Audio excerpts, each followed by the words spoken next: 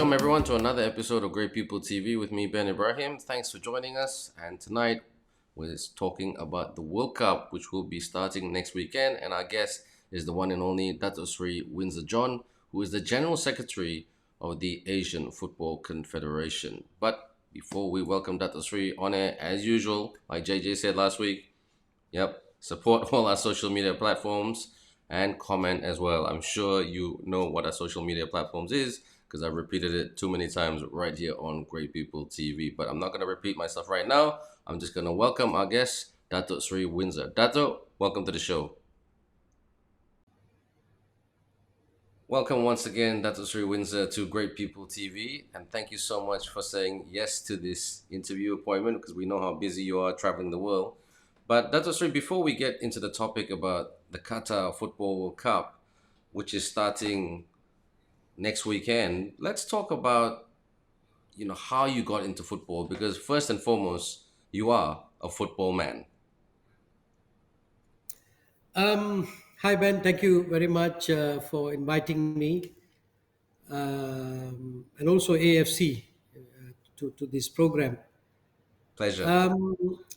How I got involved, I would say that from young, I was exposed to football because my family was a family of football uh, players, coaches, referees, everyone involved. So every time there is a gathering, football is the main topic in the family. My father himself was a Qatar state referee, played football as well. My cousins have been in coaching positions, played for the national as well, states. So a lot of football activity in the family. So naturally, growing up, that was something that I did myself. I played for my school, I played for my state, Qatar. Then I became a teacher. Then it continued. You know, that drive to be involved in football made me move to coaching. And yeah, and I've never left since I've played, so to say. This whole say this football realm. I've never left it in any form, whether playing, coaching, administration. So it's been there from the beginning. So, but I'm not complaining. No, not at all. It's a dream job. And thank you for staying with football because, as I always say, for a sport or football to grow, you need continuity, and you're very much part of that continuity. So let's talk about the Qatar Football World Cup. A lot of things have been said and everything, but I want to focus on the positives. We have Asian teams right now who are global powerhouses, who can beat the powerhouses of world football from Europe and South America. What can we expect from this, from an Asian perspective? What can we expect at the Qatar Football World Cup, in your opinion? No right or wrong answer. No, I think if you break this your question into two parts. The first of all, what can we expect from the Qatar World Cup as host? We are host. Asia is host. Qatar is host. Middle East is host. So naturally, I would say a great hospitality will be presented to all the guests, players, whoever we come. We have great hospitality in Asia, and I think on that part we will do very well in welcoming the world to Qatar. Naturally, that would be very important because that makes the people, the fans, the lovers very welcomed from the time they set their foot in Qatar. On the other side, what can we expect from Qatar? Qatar will be very different, a different World Cup, and we know that it's a winter World Cup. People are coming, players are coming into the top players are coming into the World Cup, having played not the full season, but probably a quarter of season, which makes them fresh. They are at a good condition in terms of technically to perform well at the World Cup. So all in all, I would say a nice weather also contributes to the performance of players. Great football fields helps the players to perform at the highest level. A short season for the top players coming into the World Cup will keep them fresh. And I personally would be thinking that it will be a great World Cup for the players in terms of their technical performance. That is something that will be very interesting, because, as you know, this is the first time that they are playing in winter or November Yes, and yes. December. So it will be interesting for our technicians, to evaluate players playing in winter, playing in coming into the World Cup in a short season. So these are something that will be groundbreaking evaluation done by coaches and technicians, statisticians all over the world. Nice, nice. Well, we wish you all the very best with hosting the biggest sporting event in the world. It's extremely exciting. I look forward to having no sleep and just watching football. I mean, I'm very much a But it's football not man. bad, the timing is not bad for No, Malaysia. yeah, yeah. The timing is no, the timing is quite friendly to Yeah, Asia, but it's still. I exactly. mean, I like I said, I enjoy the 1 month where with friends just talk about nothing but the World Cup, which I really enjoyed. Sure, sure. It's really amazing. But you said it so well just now in that answer, in your previous answer to my previous question. From a technical perspective, it's going to be groundbreaking. And what has been groundbreaking over the last 20 years plus, Asian teams have come a long way. Not just in the senior team, but in the development teams. We see Vietnam doing very well. Once upon a time, they were complete novices.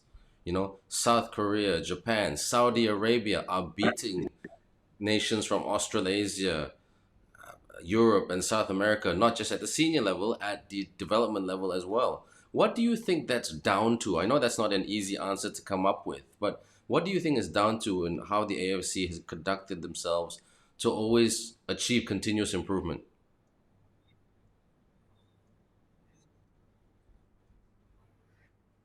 No, you're absolutely right in the sense that that a lot of new teams have emerged. That's good because it keeps the top teams on their toes. And as you can see in the qualifying rounds in Asia itself, as you rightly said, Vietnam was a eye opener for even for us in the AFC. Not only just qualifying for the final round, but also putting up a decent show on their first, I would say, go at the World Cup. I mean, I think for us, this has always been our wish that more teams from the middle range of member associations, I would say like Thailand, Vietnam, even including Iraq. These are the countries that we wish will push the others, for their turn in the World Cup. And we are happy that they are doing well in terms of development programs. As you know, AFC's vision is to empower and develop member associations, because AFC itself does not have a team playing in the World Cup. We don't have. We are the governing body. So our member association's success is our success. So we have all the interest to make sure that they are successful. So what do? We help them in development programs, technical support, and as we say, we need to develop top quality coaches, because good coaches develop good players. And Exactly. therefore, our focus has always been to assist our member associations develop good coaches, so that these good coaches then go and develop good players. So that has been our focus in the last couple of years. We have really embarked on a coaching convention, on a youth program, grassroots initiatives, so that our teams are on par with some of the best in the world. So these are some of the initiatives undertaken by by the AFC. But on the other side, we also try and always improve the format of our competitions, because the format of competition then will raise the standard of our our teams. And we all know that competitions drive development.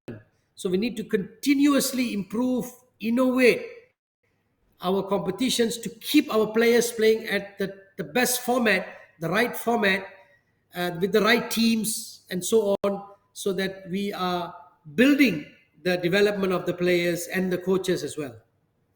Nice, nice. Now that's so true what you say, because the more competition we have, the better the students. I mean, the students and the athletes will become. I always put the word students and athletes in the same bracket, and also teachers and coaches in the same bracket as well. In terms of major wins, that's three. I mean, I know there's so many to select from, but what would you say are the key major wins for AFC in terms of growing football in our beloved Asia?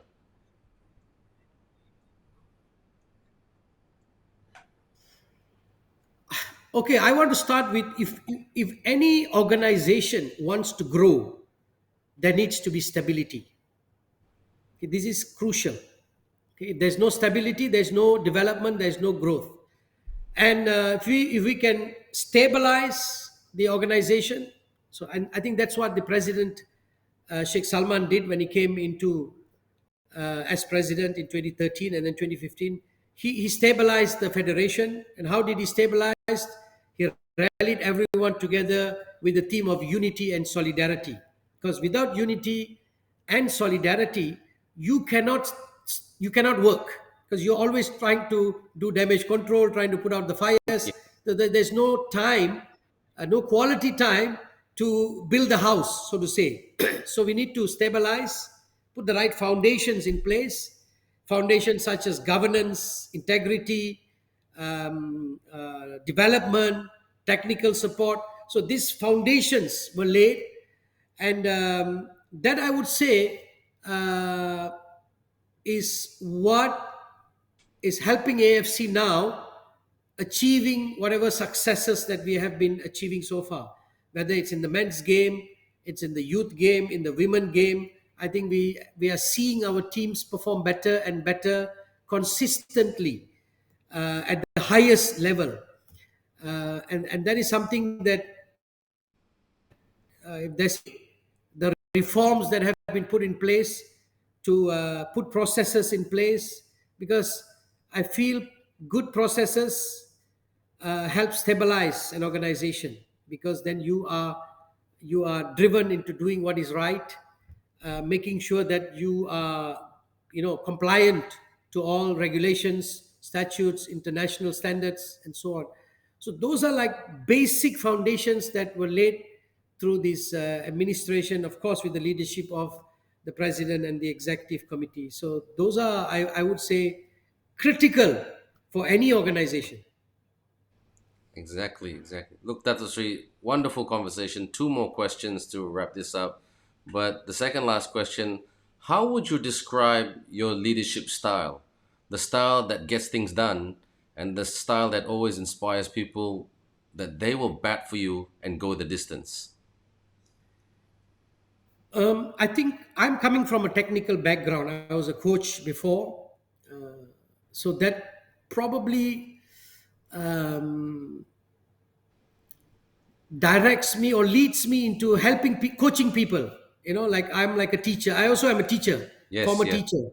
So being a teacher, being a coach, so I feel that that ends up making me not really like a leader kind of image, but more of someone walking with you and trying to help you, to assist my team, get the best out of them. As a coach, you want to get the best out of your players. As a teacher, you also want to help your students achieve the best that they can. So I would see as myself very consultative. Anyone can come and speak to me, and I try and help them as much as I can. um, I feel that having this position as a general secretary, you need to touch people's lives as well, not just getting job done, not just KPIs and so on, but also how can I transform the lives of people as well, because they are still people, they're workers, but they're exactly. still people. Yeah, So, and they are our greatest assets in AFC. The staff are the exactly. greatest assets. They are the one who drive, and they are the one who deliver all these activities and programs, contracts that we have. The staffs are the one that are delivering. So they are our biggest assets. So taking care of them, trying to transform their lives as well, because we want them to go back saying that when I worked in AFC, only learned as I not only worked as a staff, but I also learned a lot of things about life. how to manage time, how to manage money, how to make good relationships.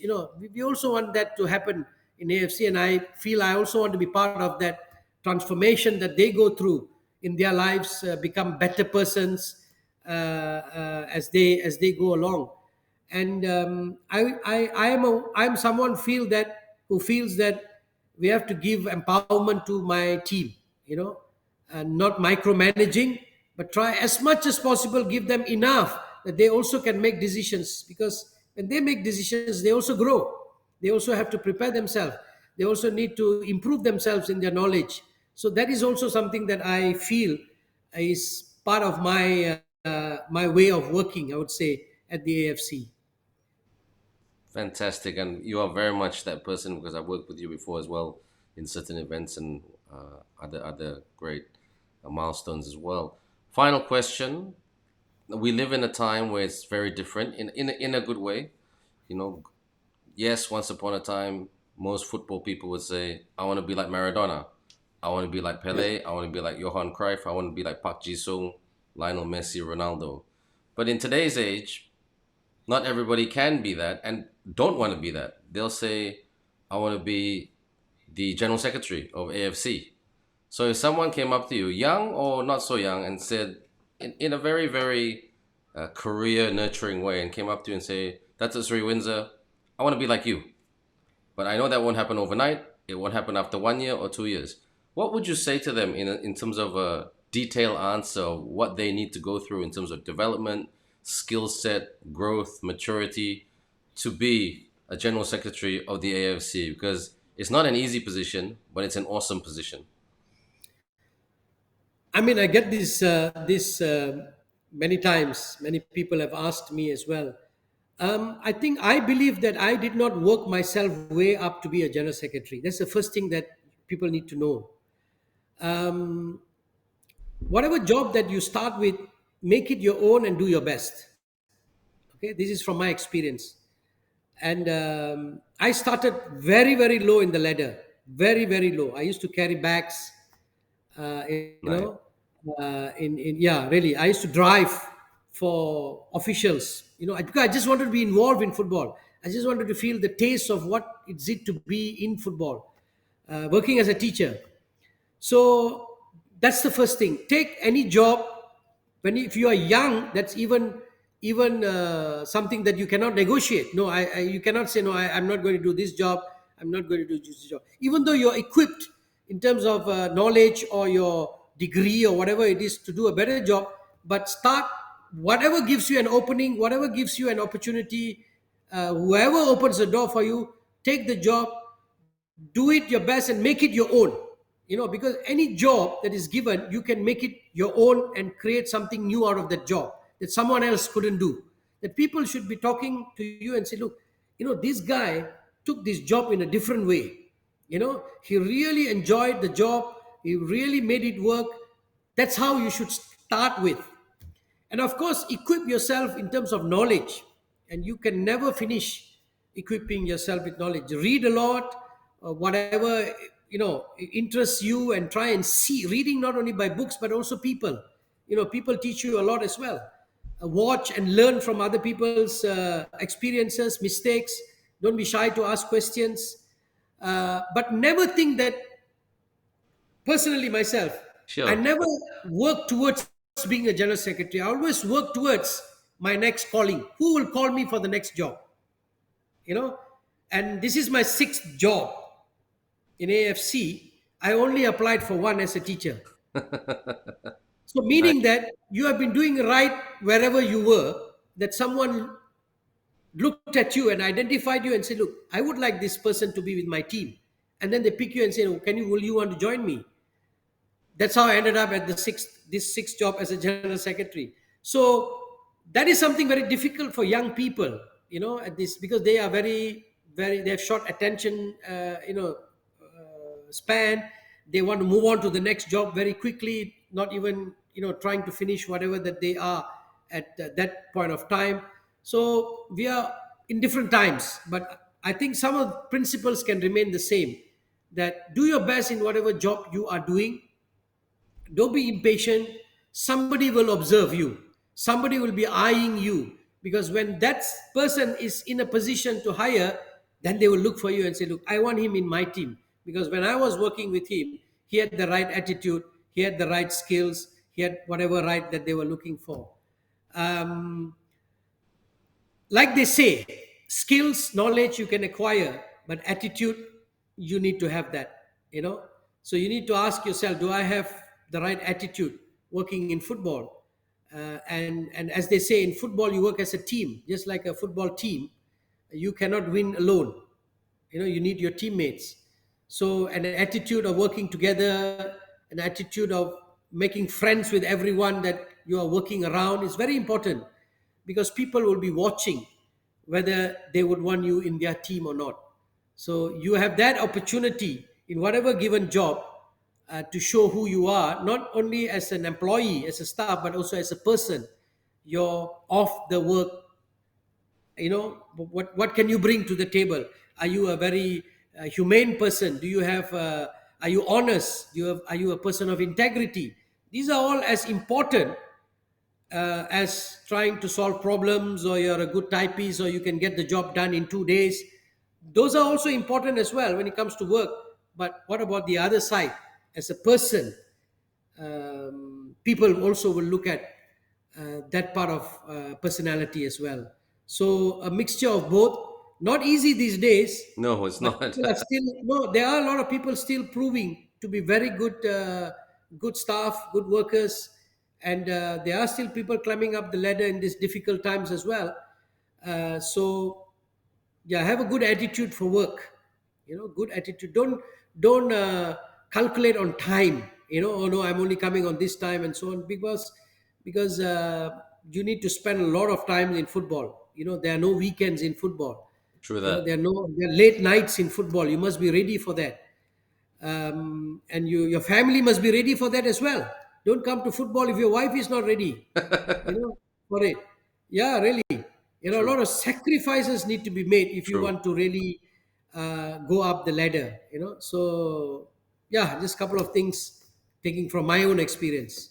Now, great sharing there, Dato Sri. And if I could just sum it all up, attitude develops to very, very good aptitude. So Dato Sri is saying, everyone, if we have the right attitude, we're easy to work with, everything will flow. It's not a cliche, because it's very, very true, because a lot of people who come to the table with the necessary aptitude, with the skills, may not be you easy know to work with, because they don't have that growth mindset that we always speak about in sport. Dato Sri, look, we wish you all the very best, not just in the upcoming Qatar World Cup. I'm sure it will go very, very well, God willing. But in terms of your quest to always develop Asian football, we know we are in very good hands. And long may you continue in this wonderful role. And thank you so much for your time. Yeah.